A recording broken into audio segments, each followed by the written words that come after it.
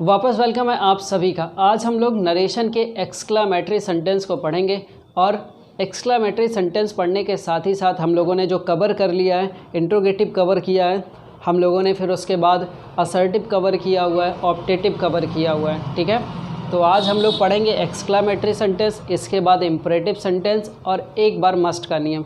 इस 3 दिन में आप क्रॉस कर जाएंगे पूरे नरेशन के टॉपिक को। जिन लोगों ने नहीं पढ़ा है, प्लेलिस्ट बना हुआ है नरेशन का, जाके देख लेंगे। आइए एक्सक्लामेटरी सेंटेंस पे चलते हैं।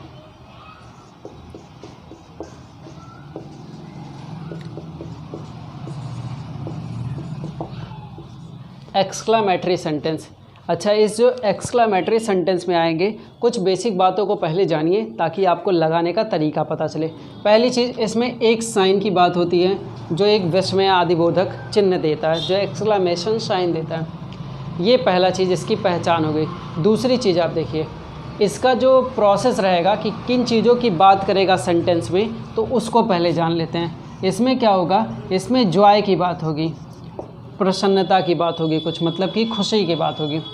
फिर कोई दुख की बात होगी, ठीक है, कोई दुख की बात इसमें हो जाए, कोई अफसोस की बात हो जाएगी, रिग्रेट, ठीक है, कोई अफसोस की बात हो जाएगी। फिर इसमें कंटेम्प्ट की बात हो जाएगी, ठीक है, कंटेम्प्ट, ठीक है, कंटेम्प्ट की बात हो जाए। कंटेम्प्ट का मतलब क्या होता है, घृणा करना या तिरस्कार करना।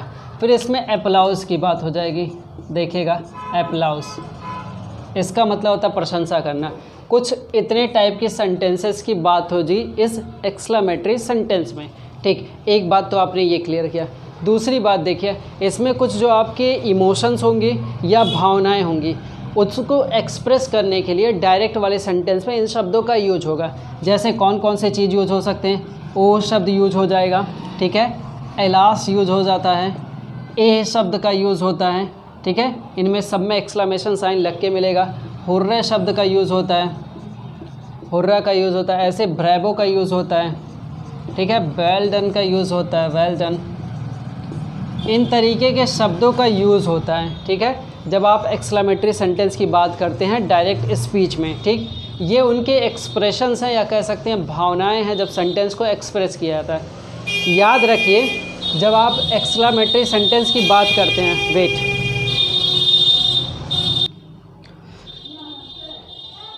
जब आप एक्सक्लामेटरी सेंटेंस की बात करते हैं तो आपको एक टाइप से ये पता चलेगा कि ये डायरेक्ट स्पीच लिखने का एक तरीका ये रहेगा, ठीक है, और एक जो तरीका रहेगा सेंटेंस की आपकी स्टार्टिंग व्हाट और हाउ से रहेगी, ठीक है, इनसे भी आपका सेंटेंस आपको लिखा मिलेगा डायरेक्ट स्पीच में। तो 2 टाइप से आपको लिखा मिलेगा ये डायरेक्ट स्पीच। ठीक, एक बात तो आपने ये क्लियर किया। दूसरी बात आप और देखिए, इसमें जब आप कंजक्शन की बात करेंगे तो याद रखिए इसमें क्या होगा, कंजक्शन आप दैट का यूज़ करेंगे, ठीक है, जो कंजक्शन आप लगाएंगे एक्सक्लामेटरी सेंटेंस में वो लगेगा कंजक्शन दैट का यूज़। इस बात को आपको बहुत अच्छे से जानना है। याद रखिए एक चीज़ तो, ये सेंटेंस को इस तरीके से आप पाएंगे कि सेंटेंस का ऐसा कुछ रूप लिखा रहेगा। जब आप डायरेक्ट सेंटेंस की बात करेंगे तो ओ, एलास, ए, हुर्रा, ब्रेवो, वेल्डन टाइप का कुछ लिखा रहेगा। फिर एक जो टाइप आपको और लिखा मिलेगा वो मिलेगा व्हाट या फिर हाउ से लिखा हुआ है।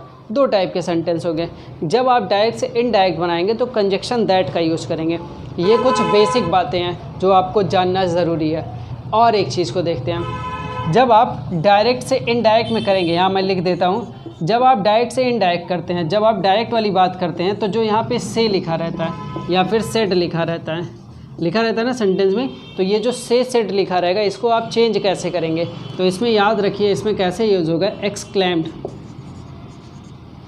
क्लेम, CLAIM, एक्सक्लेम्ड, ठीक है, विथ।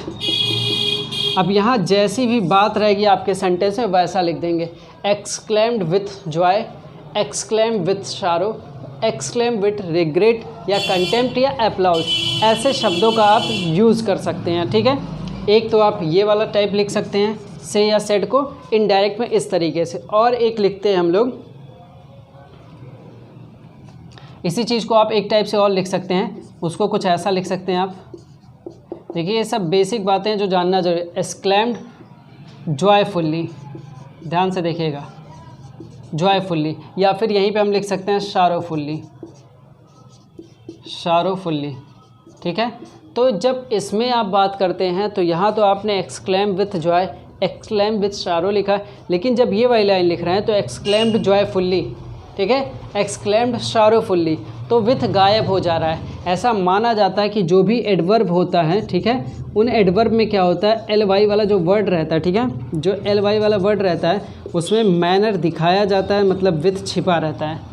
तो जब एल वाई वाले वर्ड्स लिखेंगे तो विथ का यूज करना गलत रहेगा। यहाँ देखिए एल वाई वाले वर्ड्स लिख रहे हैं तो विथ नहीं लिखना है। उम्मीद करता हूँ ये बात आपको समझ में आया होगा।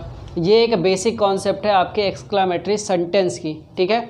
आइए इन वाली चीज़ों पे बात करते हैं, क्योंकि ये एक्सप्रेशंस आपको जानना ज़रूरी है। जो इमोशंस दिख रहे हैं, अगर इनका आपको पता नहीं चलेगा कि ये किसको प्रदर्शित करता है या किसको दिखाता है तो आपके लिए थोड़ी प्रॉब्लम हो सकती है। तो आइए पहले आप इसका स्क्रीनशॉट लीजिए, फिर आगे बढ़ते हैं। ये कुछ एक्सप्रेशंस हैं जिन्हें हमें जानना है, जो भावनाएँ या इमोशंस शो करेंगे। अगर इनकी आप मीनिंग जानेंगे तो सारी चीज़ें आपको और अच्छे से क्लियर रहेंगी। कह रहा है जो ब्रेवो और हुर्रे का मतलब होता है ये जॉय से रिलेट है, ठीक है, मतलब ये खुशी देगा हमें, ठीक है।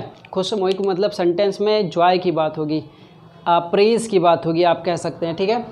ओ एलास ए, ये सारे शब्द क्या होंगे, हमें शारो दुख प्रकट करेंगे। अगर इनका यूज़ होता हमारे डायरेक्ट वाले सेंटेंस में तो हम क्या करेंगे, वो शारो में इनडायरेक्ट में कन्वर्ट करेंगे, ठीक। फिर एक आपके पास फाइव आई है, ठीक है। फाइव आई का एक मतलब होता है निंदा करना, रीप्रूफ करना। आप वहाँ पे कंटेम्प्ट शब्द का भी यूज़ कर सकते हैं।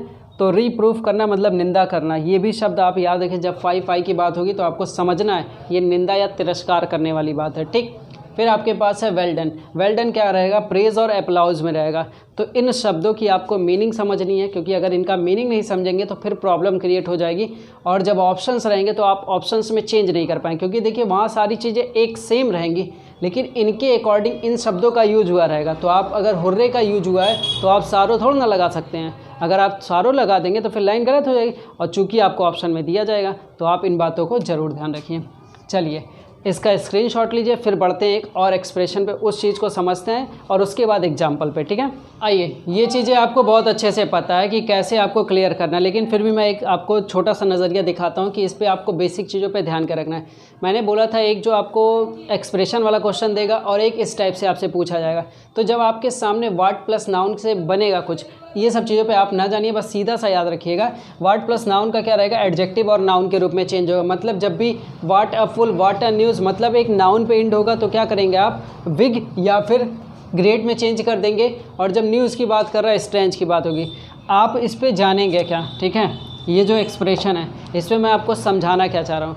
लोग क्या करते हैं ना कि इसमें वाट को कनेक्ट करके दे देते हैं, तो वाट गायब हो जाएगा यहाँ से। इस बात को आप मेन जानते रहिएगा कि यहाँ पे आप ऐसे नहीं बना पाएंगे। मान लीजिए उसने बोला ही सेड, आपसे बोला he said what a fool man you are, एक लाइन बना, he said what a fool man you are. तो इसको मैं क्या चेंज करूँगा, ही सेड दैट या फिर ही एक्सक्लेम्ड, ठीक है, ही एक्सक्लेम्ड दैट। अब आगे की जो लाइनें बनेंगी उस पर आपका डिपेंड करेगा, वो जो मैंने दैट कंजेक्ट किया है यहाँ पे। तो कई लोग क्या करते हैं, यहाँ पे कन्फ्यूज़न उनका बना रहता है कि दैट भी लेके आएंगे, वाट भी लेके आएंगे, तो ऐसा तो होगा नहीं। आपको ये बात याद रखना है कि इसमें कंजक्शन दैट यूज़ होता है, ठीक है। यहाँ से वाट गायब हो जाता है, इंट्रोगेटिव में नहीं रिलेट करिएगा इसको, ठीक है। तो आप क्या करेंगे, इसमें चेंज क्या करेंगे, ये विग और ग्रेट कहीं से आएंगे ही आएंगे, ठीक है। इसको एक्सप्लेन करने के लिए याद रखिए, ये विग या ग्रेट ये शब्द आपके पास आएंगे ही आएंगे जब वाट प्लस नाउन से स्ट्रक्चर बनेगा, ठीक। नेक्स्ट वाला देखिए, वाट प्लस एडजेक्टिव प्लस नाउन, तीनों इसमें लिखा हुआ है। तो इसको क्या करेंगे, हम वेरी में चेंज कर देंगे। सिंपल सा याद रखिए, जैसे ही लिखा रहेगा वाट अ फाइन प्लेस, तो आपको क्या करना है, उसमें जिस शब्द का यूज़ करना है वो है वेरी। और वेरी ही नहीं, पूरा लेके आना है, पूरा आप लेके आएंगे ए वेरी। क्यों इसको ध्यान रखना है, ए वेरी को क्यों आप साथ में रख रहे हैं, क्योंकि एक तो नॉर्मल सी बात है, जब नाउन का यूज़ हुआ है तो ए का यूज़ तो होना ही होना है, ये बात तो हमें क्लियर है। फिर भी हम क्या करेंगे, व्हाट अ फाइन प्लेस को चेंज क्या करेंगे, अ वेरी फाइन प्लेस में, ठीक है। याद क्या करना है कि वेरी के साथ ए कनेक्ट होके आ रहा है। ऐसे ही व्हाट अ ब्यूटीफुल साइट की बात जब आएगी तो वेरी के साथ ए कनेक्ट होके आएगा। इस ए पे मैं क्यों फोकस करा रहा हूँ आपको, ये ए क्यों आपको ध्यान दिला रहा हूँ, क्योंकि इन दोनों में कोई अंतर आपको नहीं दिखेगा बाद में। कन्फ्यूज़न आपका बनेगा इस वाले हिस्से से इस वाले हिस्से में, क्योंकि यहाँ देखिए यहाँ भी वेरी का यूज़ हुआ, यहाँ भी वेरी का यूज़ हुआ है, लेकिन यहाँ ए वेरी, तो इनसे आप ये रिलेट कर पाएंगे कि जब भी वाट वाला बनेगा तो ए वेरी लिख के आएगा, और हाउ वाला क्वेश्चन रहेगा तो केवल वेरी बनेगा।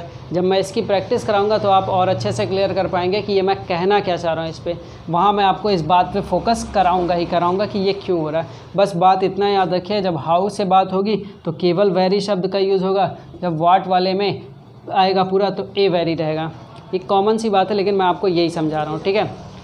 चलिए इसका स्क्रीनशॉट लीजिए। अब हम लोग चलेंगे एग्जाम्पल्स की तरफ। तो मैं कुछ एग्जाम्पल्स लूँगा इस साइड में, इस साइड में, दोनों साइड में कुछ एग्जाम्पल लूँगा और इसके बाद वीडियो को फिनिश करेंगे। तो इसका स्क्रीनशॉट लीजिए। आइए इन एग्जाम्पलों को देखते हैं। ये 5 एग्जाम्पल मैंने दिया हूँ। इस 5 एग्जाम्पल में आप समझ जाएंगे कि क्वेश्चन को जो आपको रूल्स पढ़ाया गया उसको कैसे अप्लाई करना है, फिर आप आगे प्रैक्टिस कंटिन्यू करिएगा।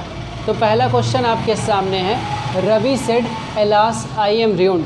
तो एलास शब्द किसको संबोधित करता है या दिखाता है? दुख को दिखाता है, ठीक है।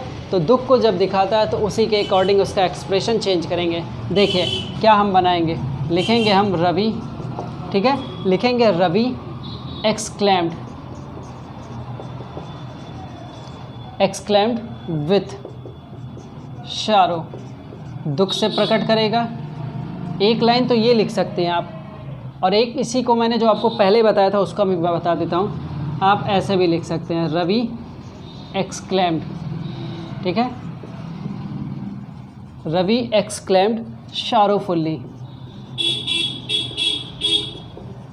ये भी लाइन आप लिख सकते हैं। तो दोनों सही लिखा है। जब आप एलवाई वाला कनेक्ट कर देंगे शारोफुल्ली वाला तो इसमें विथ नहीं रहेगा, वैसे आप एडजेक्टिव लिखते हैं तो विथ लिखा आएगा, ठीक है।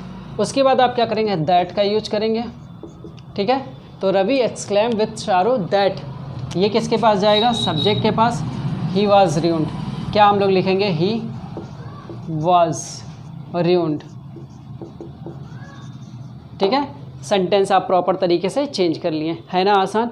यही आपको जानना है उसका एक्सप्रेशन क्या है। नेक्स्ट आप देखिए, लिखा Rohit said what a beautiful girl she is. तो इसमें हम लोग क्या करेंगे, रोहित एक्सक्लेम्ड विथ जॉय, ठीक है, रोहित एक्सक्लेम्ड विथ जॉय। अब हम लोग क्या करेंगे, दैट। याद रखिएगा यहाँ आप वाट का यूज़ नहीं करेंगे। इंट्रोगेटिव में क्या करते थे, वाट लगा देते थे, वहाँ पे हाउ लगा देते थे, लेकिन अब नहीं लगेगा एक्सक्लेमेटरी सेंटेंस में। तो बना क्या, Rohit exclaimed with Joy that. यहाँ पे शी है तो शी को पहले ले आएंगे, ठीक है। सी इज़ लिखा है तो इसको क्या करेंगे, वाज में चेंज करेंगे, सी वाज। मैंने आपसे बोला था जब वाट से आप करेंगे तो वेरी का यूज करेंगे, वो ए वेरी करके यूज करते हैं। She was a very beautiful, लिख लेंगे ब्यूटीफुल, ठीक है, ब्यूटीफुल गर्ल। समझ में आया? ये समझना ज़रूरी है, जब वाट की बात होगी तो ए वेरी पूरा साथ में लिखाएगा। नेक्स्ट आपके पास है, the player said A I have lost the game. तो ए भी क्या करता है, शारों को प्रकट करता है। तो हम क्या करेंगे, द प्लेयर एक्सक्लेम्ड, ठीक है, एक्सक्लेम्ड विथ शारो, दुख से बोला, ठीक है। दैट लगाएंगे, आई जाएगा सब्जेक्ट के पास द प्लेयर, तो यहाँ से ही लेगा, ही। टेंस चेंज करेंगे, हैव को क्या बनाएंगे, हैड बनाएंगे, he had lost the game. उम्मीद करता हूँ ये बात आपको समझ में आ रहा होगा, ठीक। नेक्स्ट आपके पास है, ही सेड व्हाट अ प्लेस। तो इसको हम कैसे चेंज करेंगे, ही एक्सक्लेम्ड। याद रखिए ये वाला सेंटेंस लिखा और एक्सक्लेम्ड शब्द का यूज करना ज़रूरी है, क्योंकि यही आपको बार बार ऑप्शन में दिखेगा ही एक्सक्लेम्ड विथ जॉय, खुशी से उसने कहा दैट। अब प्लेस की बात हुई है तो प्लेस किससे रिलेट करेगा, इट से रिलेट करेगा, इट। तो व्हाट अ प्लेस हम ऐसा सेंस लेंगे कि ये प्रेजेंट में लिखा जा रहा है, तो हम लोग क्या बोलेंगे, it was a fine place, it was a very fine place, लिख लीजिए, it was a very fine place, ठीक है। आप ऐसे शब्दों का यूज कर सकते हैं। ओके, नेक्स्ट आपके पास है, अच्छा, आप परेशान भी नहीं होंगे, आपके पास ऑप्शंस लिखे होंगे और ऑप्शन बेहतरीन तरीके से लिखे होंगे। इन जो छोटी छोटी बातों को मैंने आपको बताया उस पर आप ध्यान रखेंगे तो ये चीज़ें पूरी हो जाएंगी। आइए, she said how happy I am, तो हम लोग क्या करेंगे, सी एक्सक्लेम्ड, ठीक, सी एक्सक्लेम्ड विथ जॉय, या हम इसको क्या लिख सकते हैं, सी एक्सक्लेम्ड जॉयफुली। ये लाइनें दोनों लिख सकते हैं, दोनों सही है। हाउ हैप्पी आई एम, तो ये क्या जाएगा, आई जाएगा सी के पास, और यहाँ पहले तो हम लोग दैट का यूज करेंगे, फिर क्या लिखेंगे, सी एम लिखा है तो हम क्या करेंगे, प्रेजेंट को पास्ट में, सी वाज। अब बताइए आपके सामने अगर ऐसे लिखा, अब वेरी हैप्पी, ठीक है, ध्यान से देखिएगा, एक ये लाइन लिखा और एक लिखा हुआ है इसी का वेरी हैप्पी, तो आप क्या करेंगे, आपके पास ऑप्शन जो सही होगा वो कौन सा रहेगा, very happy, she was very happy. Clear रहेगा। इन्हीं एग्जाम्पलों के तहत आप समझ पाएंगे कि ये कौन कौन सी चीज़ें आपको समझनी थी। ठीक, उम्मीद करता हूँ आपको रूल्स समझ में आया होगा, सारे आपको चेंजेस समझ में आएंगे, कैसे चेंजेस कर रहे हैं। इसका स्क्रीनशॉट लीजिए और अब मैं कुछ एक एक लाइनों का या कैसे लीजिए 2-4 शब्दों का सेंटेंस देता हूँ, तब आप उसको चेंज करिए। ठीक है, चलिए इसका स्क्रीनशॉट लीजिए, चलते हैं उधर। आइए, कुछ सेंटेंसेस को मैंने लिया, जो छोटे छोटे सेंटेंस जो आपको प्रॉब्लम होती रहती हैं, इन प्रॉब्लम्स को भी देखते हैं। देखिए, पहला क्वेश्चन आपके सामने लिया गया, सी सेड गुड बाय, तो इसको हम लोग क्या करेंगे, एक तो चीज़ देखिए, जो गुड बाय लिखा हो या गुड मॉर्निंग लिखा हो, इन शब्दों को हम कैसे चेंज करें, या फिर गुड नाइट लिखा हो तो इनको हम बिड से चेंज करते हैं। ठीक है, बिड मतलब विदाई लेने की बात करते हैं, तो हम इसको करेंगे क्या, सी, इसके सेकेंड फॉर्म को ले लेंगे, सी बेड। ठीक, सी बेड मी, मुझे ही तो गुड बाय बोला है, ठीक है, गुड बाय, तो यहाँ मैं सीधा लिख दूंगा गुड बाय। ठीक है, ये आपको क्लियर करना है कि विदाई लेने के लिए बिड शब्द का यूज़, यहाँ गुड नाइट लिखा होता तब भी यही करते हैं। नेक्स्ट लिखा हुआ है ही सेड थैंक यू, तो सिंपल सा है। अब यहाँ एक्सक्लेम्ड वगैरह नहीं लगाएं कि यहाँ पे एक्सक्लेम्ड लगा दें फिर सब कुछ हो जाए, ऐसा नहीं कर सकते। सीधा आप क्या लिखेंगे, ही थैंक्ड। प्रेजेंट लिखा है तो इसका पास्ट क्या होगा, थैंक्ड। ठीक है, ही थैंक्ड यू को हम मान लेंगे कि मुझे कहा है। ठीक है, थैंक्ड मी, क्लियर हो गया, he thanked me. Okay, next sentence आ गया, सी सेड हैप्पी होली, तो आपको पता है ये विश करने की बात हो रही है, तो हम क्या लिखेंगे यहाँ पे, she wished me a happy Holi. एक नाउन को एडजेक्टिव के साथ जब रिलेट कर रहे हैं तो ए लगा रहे हैं। ठीक है, ये क्लियर करने के लिए, she wished me a happy Holi. ठीक है, क्लियर। नेक्स्ट आपके पास है सी सेड कांग्रेचुलेशंस, इसका भी सिंपली हम क्या कर लेंगे, सी कांग्रेचुलेटेड मी, सी कांग्रेचुलेटेड मी, भाई मुझे बधाई दिया होगा तो सी कांग्रेचुलेटेड मी। अब नेक्स्ट सेंटेंस आपके पास है ही सेड नॉनसेंस, इस वाले को हम लोग चेंज कर सकते हैं, या जैसा भी आपके पास ऑप्शन होगा ऐसा ऑप्शन का मूड आप बनाइए। फिलहाल मैं यहाँ पे लिखता हूँ he exclaimed that, he exclaimed that, यहाँ मैं इट शब्द का यूज़ करूँगा, it was nonsense, it was nonsense. उम्मीद करता हूँ ये आपको क्लियर होगा। इस वाले में थोड़ा सा आपको कन्फ्यूज़न होगा कि यहाँ एक्सक्लेम्ड शब्द का यूज़ कर रहे हैं, बाकी शब्द में नहीं कर रहे हैं, तो ये ऑप्शन के ऊपर डिपेंड करेगा। हालांकि इनका ऑप्शन तो परफेक्ट है, यही होना चाहिए। इसको मैंने ऐसे ही ऐड कर दिया कि आप ये भी देखें, नॉनसेंस में किसी थिंग्स की बात कर रहा है, तो किसी थिंग की, अभी तक सारा कुछ क्या हो रहा था, किसी न किसी पर्सन की बात कर रहा था। देखिए, किसी न किसी पर्सन को रिलेट कर रहा है, लेकिन इसमें कह रहा है थिंग की बात कर रहा है। ठीक, तो जब थिंग की बात कर रहा है तो आप ऐसे कंडीशन में इट शब्द का भी यूज़ कर रहे हैं और टेंस को चेंज भी कर रहे हैं। ये माना कि प्रेजेंट में बोला है तो ये माना कि पास्ट में चेंज हो गया। आइए, इन सब चीज़ों से आपका कन्फ्यूज़न ख़त्म होगा। अब आप क्या करिएगा, एक्सक्लेमेटरी सेंटेंस से रिलेटेड प्रैक्टिस करिएगा। वापस मैं भी प्रैक्टिस कराऊंगा, लेकिन मैं जब फाइनली कंप्लीट कर लूँगा तब प्रैक्टिस कराऊंगा, तो आप प्रैक्टिस में भी बने रहिए और चीज़ों को कंप्लीट भी करिएगा। कैसी लगी ये वीडियो, इसके लिए भी आप कमेंट करिएगा, शेयर करिएगा। इसके बाद हमारे पास अब क्या बचा, इम्परेटिव बचा हुआ और मस्ट का एक नियम बचा हुआ। उम्मीद करेंगे उसको भी जल्दी से जल्दी कवर करें। तब तक के लिए अब मिलेंगे आपसे नेक्स्ट वीडियो में। लाइक शेयर सब्सक्राइब करना ना भूलें।